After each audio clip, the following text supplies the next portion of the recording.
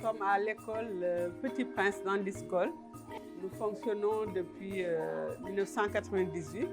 Donc, nous accueillons des enfants avec différentes cibles, donc des déficients intellectuels, des enfants dits normaux, également des verbo-auditifs qui sont là. Donc, on a les apprentissages dans les classes dites ordinaires, donc avec le programme du ministère de l'Éducation nationale. Nous avons 2 classes passerelles, où il y a la passerelle 1 où nous essayons de socialiser ces enfants-là, et donc d'où l'importance de l'inclusion. Donc nous avons également la passerelle 2 où les enfants sont beaucoup plus autonomes et qui sont un peu dans les apprentissages scolaires. Malgré ces formations et la grande volonté de l'équipe pédagogique qui est là, qui essaie de se former, nous avons vraiment besoin de spécialistes qui puissent intervenir dans ces domaines-là, parce que ce sont des enfants à besoins spécifiques.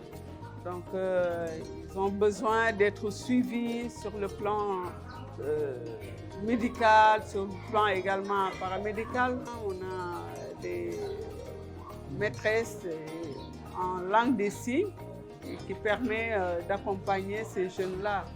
Mais vous pensez bien que les difficultés quand même sont énormes, parce qu'il y a beaucoup d'enfants qui n'ont pas pu réintégrer l'école, faute de moyens de transport. Il leur faut un véhicule bien adapté pour pouvoir se déplacer, et ce n'est pas toujours à la portée des parents. L'école a plusieurs objectifs. Le premier objectif, c'est de faire insérer les enfants handicapés dans une structure normale où l'enfant pourra se sentir à l'aise. L'autre objectif, c'est de faire changer de mentalité les parents de la société pour qu'ils puissent avoir un autre regard par rapport aux handicapés. Parce que si on peut considérer que tout le monde a un handicap, mais ces enfants, leur handicap est beaucoup plus visible.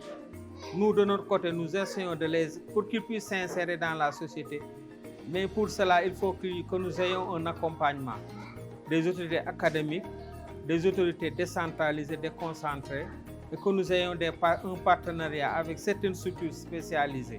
Parce que nous avons besoin surtout de l'appui des structures spécialisées au niveau de l'État.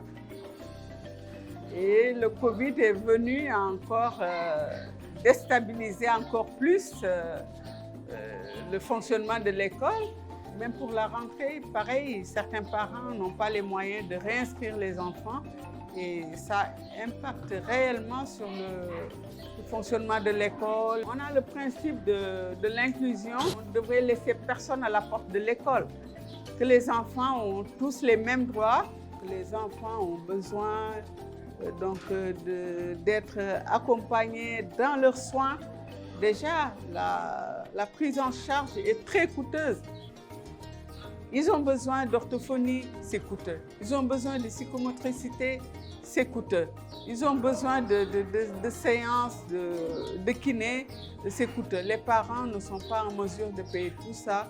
Donc là, on fait vraiment appel aux autorités. Nous sommes là depuis 22 ans et là, on ne voit pas les autorités s'impliquer réellement dans les actions de l'école. Donc Andiscol reste une école ouverte à tous, adaptée mais ouverte à tous.